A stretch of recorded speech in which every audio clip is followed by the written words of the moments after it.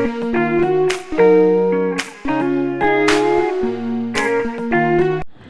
today we will be beginning with a new topic, arrays. Array क्या है? Array में हम लोग सेम टाइप के डेटा टाइप को स्टोर करते हैं. अगर इंटीजर्स है तो इंटीजर्स को स्टोर कर रहे हैं, बहुत सारे इंटीजर्स को स्टोर कर रहे हैं. अगर स्ट्रिंग है तो बहुत सारे स्ट्रिंग को स्टोर कर रहे हैं. और जो उसका लोकेशन होता है वो कॉन्टिग्यूअस होता है. वो कंटिन्यूअस लोकेशंस पे हम लोग का जो भी डेटा होता है वो स्टोर्ड रहता है. ठीक है. तो यहाँ पे एग्जाम्पल है, हमने इंटीजर को एक एरे में स्टोर किया. 10, 15, 20, 30, 40 ये सारे इंटीजर्स को हमने एरे में एक स्टोर किया. एरे की इंडेक्सिंग हमेशा 0 से स्टार्ट होती है. तो पहला एलिमेंट का जो इंडेक्स होगा वो 0, 1, 2, 3 एंड 4. ठीक है. 5, 6 एंड सो ऑन, जितना दूर तक हम जाना चाहें. अब यहाँ पे क्या है कि इस इंडेक्स का क्या काम है? इस इंडेक्स के थ्रू ही हम लोग एरे के एलिमेंट्स को एसेस करते हैं. क्लियर? अब हर का अपना अपना एक एड्रेस होता है. तो पहला एलिमेंट जहाँ भी स्टोर होना स्टार्ट हुआ वो एड्रेस होगा x. ठीक है. और अब से जितने भी एलिमेंट्स हम उसमें ऐड कर रहे हैं वो क्या होगा? कॉन्टिग्यूअस लोकेशन पे ही स्टोर होगा. तो कॉन्टिग्यूअस लोकेशन पे स्टोर होगा तो x प्लस वाई. वाई क्या है? जो भी डेटा टाइप हम यूज़ कर रहे हैं उसका जो हमारा वो मेमोरी ऑक्यूपाई करता है. लाइक इंटीजर्स, इंटीजर जो है वो 4 बिट यूज़ करता है. सो यहाँ पे हमारा क्या हो गया? x plus y, x plus 2y, x plus 3y, x plus 4y. ये जो है हमारे इंडेक्सेस होंगे. ठीक है. यहाँ पे और हम लोग सिंपली सम कर सकते हैं तो हमको उस पर्टिकुलर एलिमेंट का एड्रेस मिल जाएगा. ठीक है. For example in this question x जो है वो 1000 है और y जो है वो 4 है. अब यहाँ पे x क्या था? Address where array stored and y size of an array element. जो भी हम उस एलिमेंट में एरे उस एरे में जो भी एलिमेंट हम लोग दे रहे हैं. अब एरे क्यों? एरे का एडवांटेजेस क्या है? क्योंकि इसमें इंडेक्सिंग होता है तो हम लोग रैंडमली एसेस कर सकते हैं कोई भी एरे एलिमेंट को. ठीक है. और कैश फ्रेंडली होता है. कैश फ्रेंडली मतलब क्या होता है? सीपीयू के बगल में जो एरिया होता है, ठीक है, वो कैश होता है. अब कोई भी एलिमेंट अगर सीपीयू उसको प्रोसेस करना चाहेगा तो वो अपने कहाँ से सबसे पहले देखेगा कि क्या कैश के पास हमारा वो जो भी एलिमेंट हम ढूंढ रहे हैं वो है. तो यहाँ पे क्या होता है, क्योंकि कंटिग्यूअस लोकेशन होता है एरे में, तो अगर 10 हम लोग प्रोसेस किए, ठीक है, तो कैश में हमारा ये 10 वाला डेटा आता है और इसके साथ साथ जो इसके नियर बाय एलिमेंट्स होते हैं वो भी आ जाते हैं. तो 15, 20. तो अब ये सब कैश में स्टोर्ड हैं. अब इसे सीपीयू को फेच करने में ये सारे डेटा को ईजी होगा. अगर वहीं हम बात करें दूसरे data structures, for example link list जो हम आगे देखेंगे, उसमें ये नहीं होता है. ये कंटिग्यूअस लोकेशन पे स्टोर्ड नहीं होता है. कोई 10 अगर यहाँ है तो 20 यहाँ है. तो अगर हम 10 को प्रोसेस करना चाहें तो उसके बगल में एलिमेंट्स जो होंगे वो कुछ और होंगे या हमारे रिक्वायर्ड एलिमेंट्स जो उस लिंक लिस्ट के हैं वो नहीं होंगे. ये सब थोड़ा बेसिक इंट्रोडक्शन है एरे के बारे में. एरे डेटा स्ट्रक्चर 2 टाइप के हो सकते हैं, एक फिक्स्ड, एक डायनेमिक. फिक्स साइज एरेज में पहले ही हमें पता होता है कि इस एरे की साइज़ इतनी है. पर फॉर एग्ज़ाम्पल हमें स्टूडेंट्स, एक हमने कोर्स बनाया, उसमें स्टूडेंट्स को एनरोल करवाना है, पर हमें पता तो नहीं है कितने स्टूडेंट्स आने वाले हैं.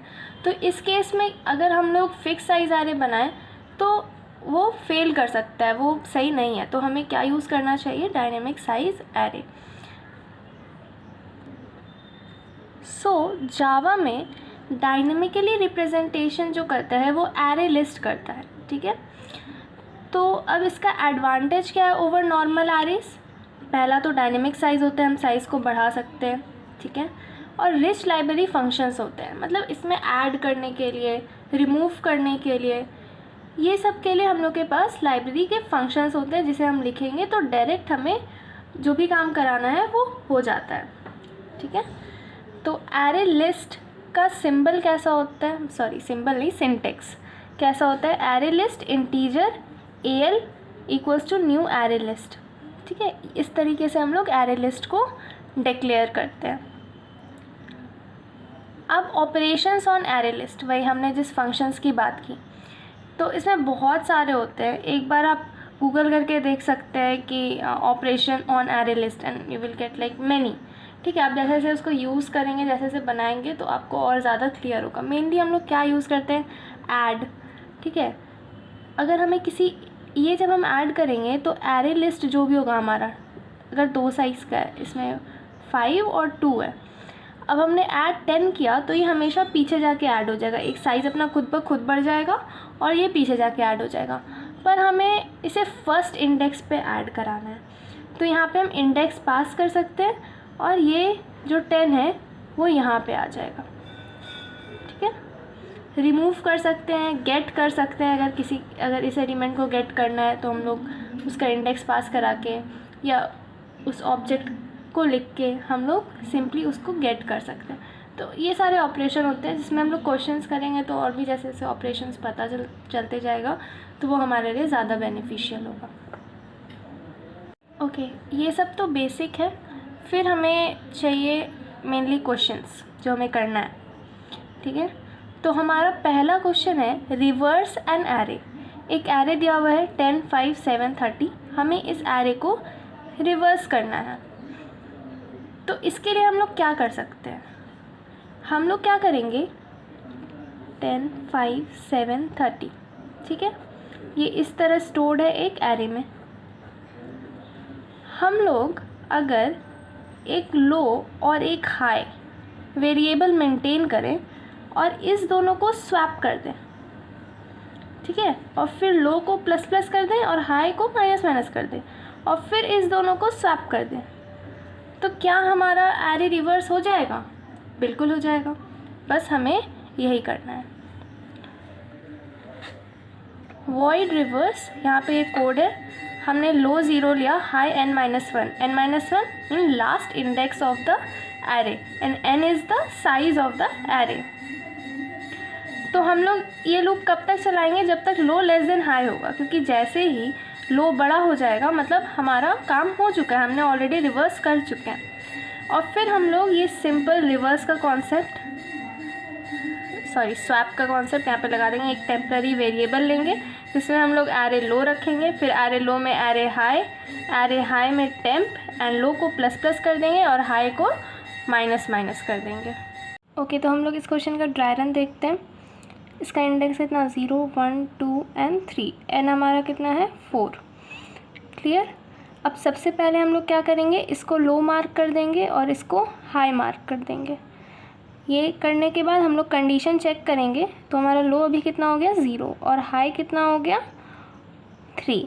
तो low is less than high, true. तो अभी हम लोग ये दोनों को स्वैप कर देंगे। स्वैप करने के लिए हम लोग क्या करेंगे, टेम्प वेरिएबल में लो को रख लेते हैं, ठीक है, और अब लो पे हाई को रख देंगे और हाई में टेम्प को रख देंगे, ठीक है। तो अब हमारा जो बन जाएगा वो हो जाएगा 30, 5, 7 एंड 10। और हम लोग क्या करते हैं, लो प्लस प्लस। अब हमारा लो यहाँ आ चुका है और हाई यहाँ आ चुका है। तो लो अब है 1, हाई है 2। तो अभी भी लो लेस देन हाई है, दैट इज़ अभी हम लोग फिर से इसको स्वैप करेंगे। तो अब स्वैप करेंगे तो क्या होगा, टेम्प में लो को रखें, दैट इज़ 5, ठीक है, फिर लो में हाई को रखें और हाई में टेम्प को रखें। तो अब जो हमारा एरे हो चुका है वो हो चुका है 30, 7, 5 एंड 10। अब लो कितना हो जाएगा, 2, और हाई कितना हो जाएगा, 1। तो अब क्या लो लेस देन हाई है, तो हमारा अब लूप नहीं चलेगा। इसका मतलब अब हमारा एरे ऑलरेडी रिवर्स हो चुका है। ओके, नेक्स्ट क्वेश्चन है remove duplicates from a sorted array. हमारे पास एक सॉर्टेड एरे दिया हुआ है, इसमें 20 2 बार है, मतलब एक बार 20 डुप्लीकेट कर रहा है ना, फिर 30 4 बार है, तो हमें एक ही बार 30 चाहिए।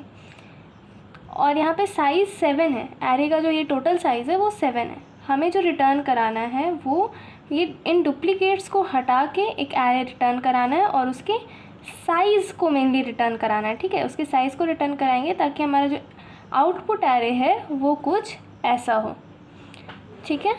तो इसका जो नाइव मेथड है, सिंपली हम लोग क्या कर सकते हैं कि एक एरे बना सकते हैं, फिर जैसे हमें एक नया पहले हम क्या करेंगे, एक टेम्पररी एरे बनाएंगे, उसमें इस 10 को रख देंगे, ठीक है। फिर हम आगे आके देखें कि 20 जो है वो एरे में नहीं है, तो हम लोग 20 को रख दिए। पर जैसे हम इस 20 पे आएंगे तो हम देखेंगे कि जो हमारा टेम्पररी एरे था उसमें 20 पहले से है, तो हम फिर उस 20 को नहीं रखेंगे। सिमिलरली हम लोग 30 के साथ करेंगे। तो इसका कोड देखते हैं। रिमूव डुप्लीकेट्स, ठीक है, इसमें हमने एरे दिया और इंटेंट दिया। हमने एक टेम्पररी एरे बनाया साइज़ n का। हम लोग n साइज़ का एरे इसलिए बना सकते हैं क्योंकि वर्स्ट केस में क्या होगा कि सारे एलिमेंट्स डिस्टेंट हो। अब जो पहला एलिमेंट है वो तो हमेशा हमारे टेम्प वाले एरे में जाएगा ही, तो हमने टेम्प 0 में ARR ऑफ 0 रख दिया और हमने अपना रिज़ल्ट को 1 कर दिया, ठीक है। अब हम लोग सेकेंड एलिमेंट से लूप चलाएंगे, तो for int i equals to 1, i less than n, i plus plus, हमने इससे लूप चलाया। अब क्या होगा, अब हम लोग चेक करेंगे कि टेम्प रेस -1 मतलब क्या, टेम्प के 0th इंडेक्स पे जो भी एलिमेंट है वो नॉट इक्वल्स टू होना चाहिए एरे ऑफ i। अगर ये कंडीशन सही है तभी हम लोग टेम्प रेस में ARR i देंगे और रिज़ल्ट को प्लस प्लस कर देंगे, ठीक है। अदरवाइज़ हमारा क्या होगा, फिर से लूप चलेगा, i इक्वल्स टू 2 के लिए चेक होगा, i इक्वल्स टू 3 के लिए चेक होगा, and so on. After that हम लोग टेम्प एरे को रिटर्न नहीं करा सकते, हमें ओरिजिनल एरे में ही चेंजेस करना था, ठीक है। तो अब हम लोग क्या करेंगे, for int i equals to 0, i less than res i plus plus, इसका एक लूप चलाएंगे और एरे i में, ठीक है, जो हमारा मेन एरे था उसमें टेम्पररी एरे के आइटम्स को कॉपी कर लेंगे, क्लियर, और रिटर्न रेस कर देंगे। अब हम जब रिटर्न रेस कर रहे हैं, ठीक है, तो हमें अगर 3 रिज़ल्ट अगर हमारा 3 है तो हमारे थर्ड साइज़ तक का जो एरे का एलिमेंट्स होगा वही हमें एज अ आउटपुट मिलेगा। तो ये हमारा एक मेथड हुआ। इसकी टाइम कॉम्प्लेक्सिटी कितनी होगी, O ऑफ n, हम लोग एरे के थ्रू ट्रेवर्स कर रहे हैं, और स्पेस कॉम्प्लेक्सिटी भी O ऑफ n, क्योंकि हम लोग एक ऑक्सिलरी एरे का यूज़ कर रहे हैं। ओके, तो हम लोग इसका एक बार ड्राई रन देख लेते हैं। तो हमने क्या करना है, हमें सबसे पहले एक टेम्प नाम का खाली एरे बना लेना है जिसका साइज़ n होगा, ठीक है। अब हम लोग क्या करेंगे, सबसे पहले इस टेम्प में ARR 0 मतलब 10 को पहले ही रख लेंगे। अब हम लोग यहाँ से लूप चलाएंगे, ठीक है, और रिज़ल्ट हम कर देंगे 1, क्लियर। अब हम लोग यहाँ से लूप चलाएंगे। जब हम यहाँ से लूप चला रहे हैं तो हम चेक करेंगे कि ये एलिमेंट मतलब ARR i क्या टेम्प रेस -1 मतलब टेम्प के 0 इंडेक्स के बराबर है या नहीं। अगर नहीं बराबर है तो हम लोग इसमें रेस के पोजीशन पे टेम्प में वो एलिमेंट को ऐड कर देंगे। तो हमने देखा कि नहीं बराबर है, तो हमने 10 फिर इसके बाद 20 और रेस का वैल्यू अब हो चुका है 2। अब जब आगे लूप चला तो i हमारा कितना हो चुका है 2। तो हम चेक करेंगे कि res -1 that is temp res -1 मतलब क्या ये एलिमेंट और ये एलिमेंट सेम है, ARR i और टेम्प रेस -1 सेम है या नहीं। तो ये सेम है, तो हमारा लूप फिर से चलेगा और अब हमारा i का वैल्यू 3 हो चुका है, ठीक है। अब हमने चेक किया फिर से कि क्या टेम्प रेस -1 मतलब कि टेम्प 1 30 के बराबर है या नहीं। तो नहीं है बराबर। अगर नहीं है बराबर तो हम टेम्प में 10, 20 एंड 30 ले आए और रेस का हमारा वैल्यू हो चुका है 3, क्लियर। अब फिर से i बढ़ेगा और चेक होगा कि क्या ये और ये सेम है, तो हाँ है, कोई चेंजेस नहीं। फिर हमारा लूप आगे चला, फिर ये एलिमेंट और ये एलिमेंट चेक होगा तो क्या ये सेम है, हाँ है।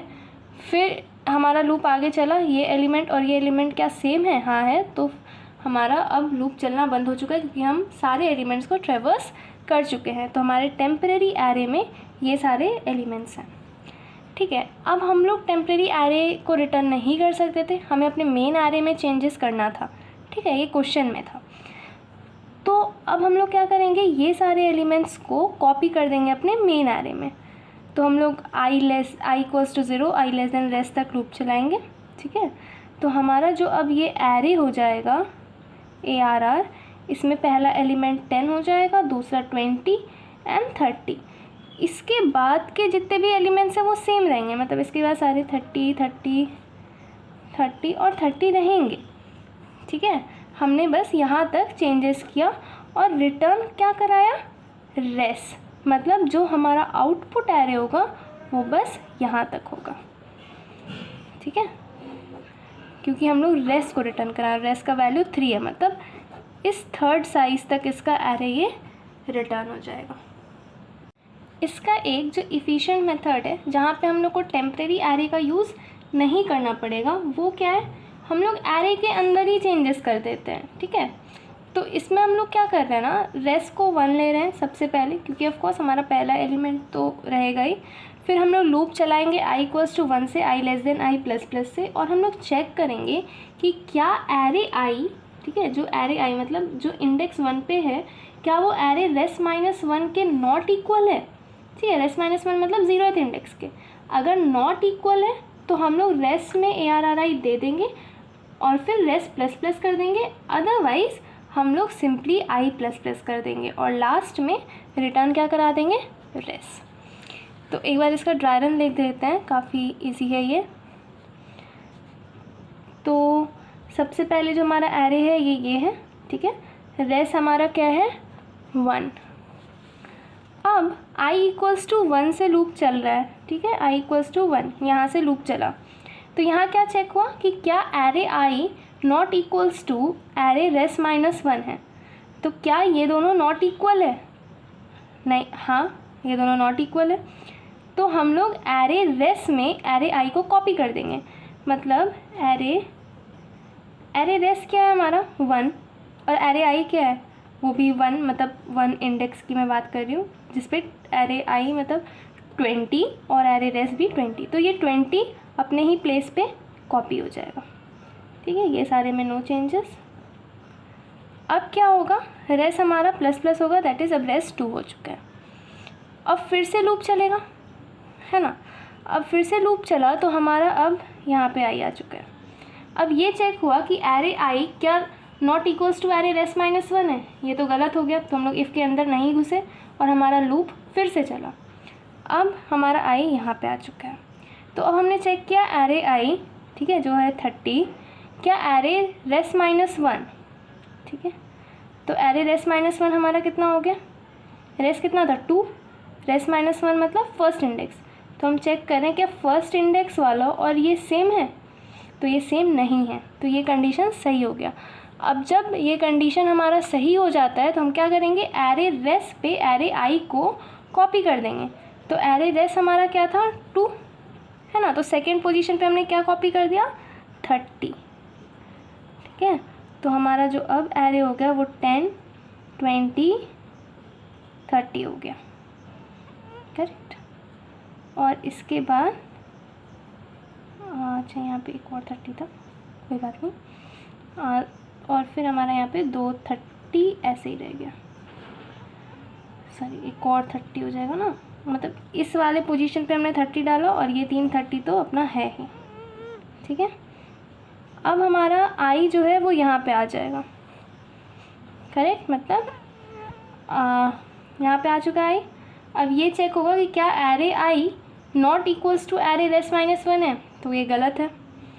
फिर से हमारा यही चेक होगा और फाइनली ये लूप हमारा ख़त्म हो जाएगा।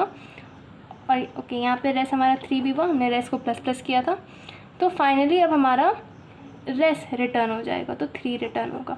3 रिटर्न होगा मतलब हम लोग यहाँ तक के एरे को ही कंसिडर करेंगे अपने आंसर में। That's all.